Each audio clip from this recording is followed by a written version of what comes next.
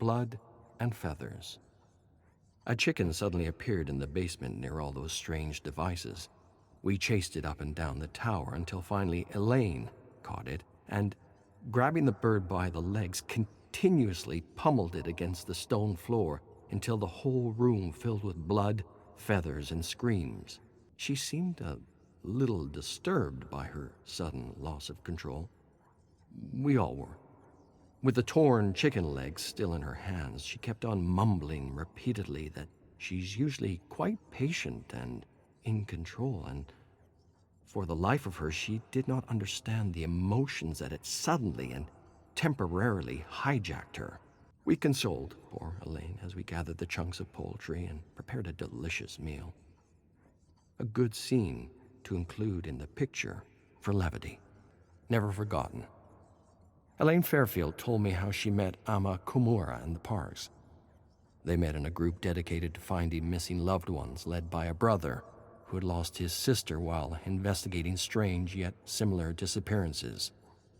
The group eventually figured out a way to enter this cosmic hell with the brother's research, but were somehow separated along the way. She says they were attacked by a creature she couldn't really describe, but it seemed to be everywhere and nowhere at the same time. I didn't really understand what she was going on about. Whatever it was, I'm glad they found me and pulled me out of the bear trap when they did.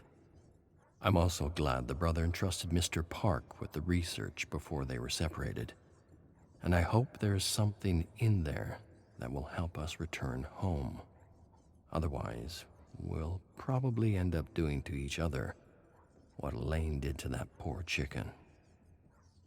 On that note, Yasmin Kassir didn't find the chicken incident very funny, nor did she think it would make a good scene in a movie picture. I'm not sure she represents the target audience I'm after. Dear Jake, I sit before my journal and don't know what to write. I would like to continue searching the fog for you, but Bridget feels we need to rest, and that there is much we can learn from the previous occupant of this tower. I suppose the only thing I can do now is float with the tide and hope we find something here that brings us closer to the ones we've lost.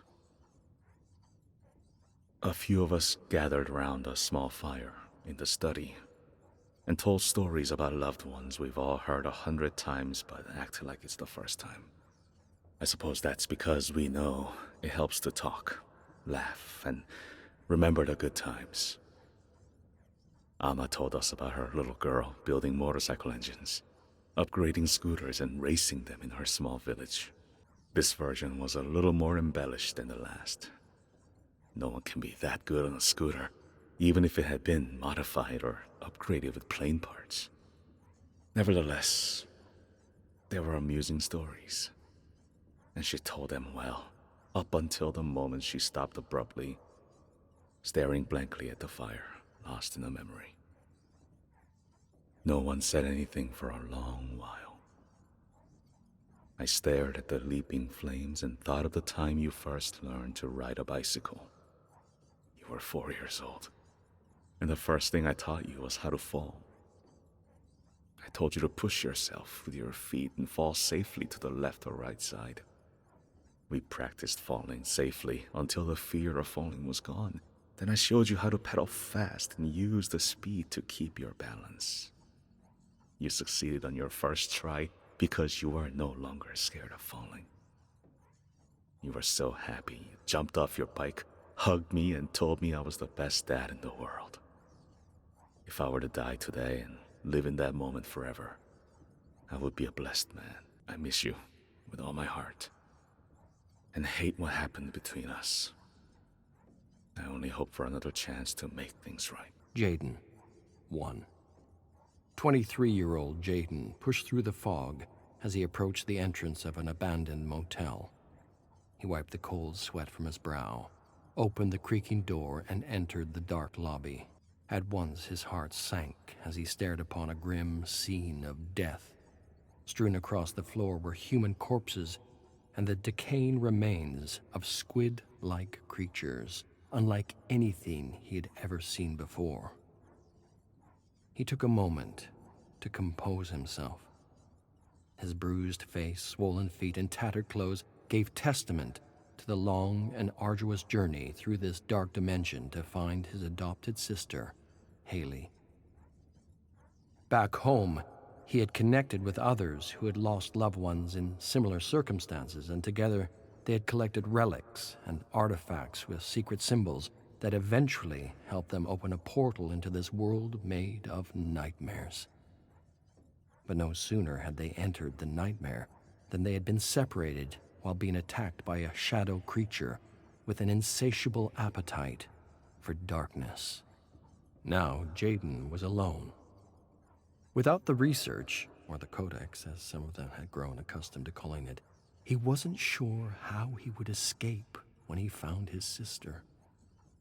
But he tried not to think about his predicament as he entered the lobby, feeling like something or someone was watching him. Some distance away, he had found the ruins of a tower with skeletons strewn across a mini-putt with an old French song playing on a scratchy gramophone. Now, he was in an abandoned motel, reeking dead creatures around him. He didn't know what else to expect, but he was sure of one thing. More deadly creatures and mysterious ruins would be in the fog. Much more. Everything he had discovered about this world suggested it was a garden of infinite darkness beyond time and space. Death, he had read, was not an escape. Cautiously, Jaden walked down a deathly silent corridor with shaking hands towards a door. Above the door, an exit sign blinked in and out of existence. The only sign of life was a rat the size of a dog chewing on the putrid flesh of one of the bloated squid creatures. As he passed a pile of bodies, he felt something behind him. He turned to see a sudden flash. An instant later, he was staring down the edge of a gleaming katana. He gasped as he found himself staring at a woman in a red and black kimono. She reminded him of a protagonist in a story Haley had been collecting by an anonymous 18th century Japanese author. "Saku, wait!" Jaden's heart gave a great leap as he instantly recognized Surin's voice. He turned to see several other familiar faces amongst a small group of survivors. Beyond the faces, he recognized Olivia, Sean, and Elias. He thought he saw Haley's estranged uncle, Mahan, in blood-stained fatigues, carrying a semi-automatic rifle. Surin urgently turned to face a woman beside him, Ariella. He said, "Tell Saku we know him. His name is Jaden. He came with us through the portal. We got separated. This place, it has his sister." Ariella nodded, then gently placed her hand on Saku's wrist, translating Surin's words into Japanese. Within moments, Saku nodded her understanding and lowered her katana. Jaden breathed again as Surin tossed him a rifle and a rusty machete, then introduced him to the new members of the group and told everyone to prepare for another assault from the fog. An instant later, they dispersed to barricade and fortify the motel. Entry 89. Started writing early in the morning. 2 pages completed. Focused on the chicken episode, which entertains in a number of ways. Discussion with Yasmin is planned for tonight and will likely miss Elaine's reading of a story chosen from the Chamber of Blood. Something wicked this Halloween.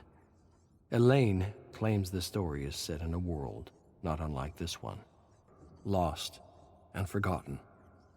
A reverberating explosion somewhere in the distance roused the 5 prisoners in their small, muddy, vermin-infested dungeon. One bearded prisoner sat up and stared at several names etched in a rock by the door. It read, Amar Singh, 1914, Adama Komba, 1915, Omar Halimi, 1916, Amrik, 1917, Roop, 1917. The prisoner had the sudden instinct to etch his own name, lest he be forgotten. And so he grabbed a small, sharp stone, and just as he began to etch out his name, the thick wooden door slammed open, and enemy soldiers shouted curses at the 5 prisoners in a language none of them understood, while threatening them with gleaming bayonets. The enemy soldiers gestured for them to stand, then ushered the 5 prisoners out of the darkness and into the golden light of dawn through a muddy 6-foot trench reeking of death. As the prisoners hobbled toward a clearing, one soldier addressed them in broken English, telling them they had the honor of helping their captain and perhaps avoiding early morning target practice. The 5 prisoners stood by the trench wall as an enemy soldier balanced tin cans over their heads. A translator approached them with the captain. The captain spoke, and the translator quickly interpreted, saying, "One of you bastards will tell me about your secret mission. Speak up, and I promise to send you to a proper camp where you'll be fed and given immediate medical attention." None of the 5 responded. The captain smirked, took 20 paces back, cocked his rifle, aimed, and hit one soldier in the forehead, splitting his skull in 2, sending a spray of blood across the other 4. The captain regarded them, hesitated, then cocked the rifle again. A sudden crack, and another prisoner fell as the captain mockingly apologized for his terrible aim. With a laugh, the captain aimed the rifle, squeezed the trigger, and hit the tin can off the next prisoner. The can fell against the sandbags lining the trench. The captain prepared his rifle and shifted his aim to the next prisoner. The prisoner stared at the rifle, closed his eyes, and repeated a phrase in an unknown language that resembled Latin. And just as the captain made to pull the trigger, a sudden, piercing whistle suddenly caught everyone's attention. By the time the captain looked up, it was already too late, and he was reduced to fleshy fragments and bone shrapnel by an 18-pounder. The bearded prisoner crawled on the ground toward a trembling hand sticking out of a pile of debris. He frantically dug through the dirt and rubble as muffled screams and explosions filled his ears. Breathing hard, he managed to dig out one face and then another. Then he rose on shaking legs, grabbed one prisoner by the uniform, and pulled him to his feet. Together they yanked the other prisoner from the mountain of rubble and took a moment to gather themselves.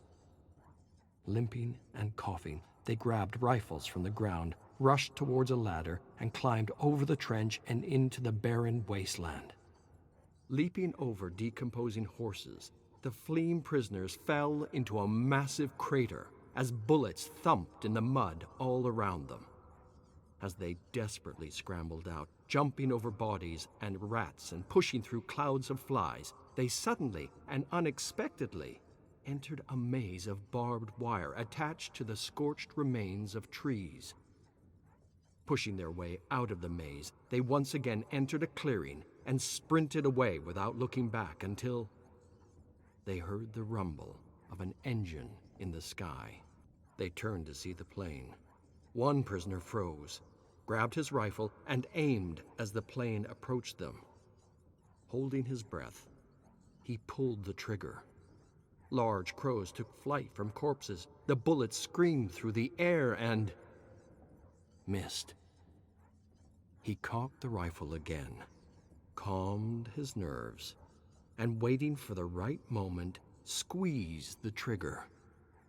This time the bullet howled through the sky and hammered straight through the pilot's hardened face. A moment later, the plane rose, then span wildly out of control. The prisoners watched in disbelief as the plane crashed into their pursuers, crushing and cutting and burning them up in a swirling ball of fire. As they took in the grisly scene, the world seemed to tremble violently, and the ground beneath their feet instantly disappeared. The 3 prisoners fell, arms flailing into a massive sinkhole as dust, soot, and barbed wire covered them. When the dust settled, the three prisoners surveyed their surroundings to discover they were in an ancient temple immersed in a strange black fog. Arcane symbols were etched into the surrounding walls. Their secret mission was a success. They had discovered the lost temple. Now, all they had to do was report their discovery to the newly formed Intelligence Division. And so the prisoners desperately climbed out and found themselves in familiar, yet unfamiliar territory. The bleak, body-ridden landscape seemed like no man's land, but there was something strange about the scene. All around were maze-like walls of barbed wire and scorched trees where bodies dangled from hooks that glistened red under a hunter's moon. Each prisoner stared at the bodies and the hooks, confused, each wondering if they had been there before. The sudden high-pitched buzz of a chainsaw startled the prisoners, and they instinctively took cover beside a burning tank. As a cloud of heaving black fog approached them, they knew something was different with the hell they had grown accustomed to for the last 3 years. They sensed that they had somehow discovered something lost and forgotten to time in the hidden temple, or that this lost and forgotten thing had somehow discovered them. And that this thing, this ancient thing, whatever it was, had pushed them out of the frying pan and into the cosmic fire. Office of Strategic Magic. Memo. Concerning Dr. Stomper, we are concerned about having Stomper lead Subproject 774. He openly mocks the premise of herd manifestation, and his suggestions for the community have an air of skepticism, if not sarcasm. He continues to question the department and doesn't believe the government has the resources to conduct such an experiment. He requests to know where the funding is coming from and asks too many questions. I don't believe he's the right candidate to lead the herd initiative.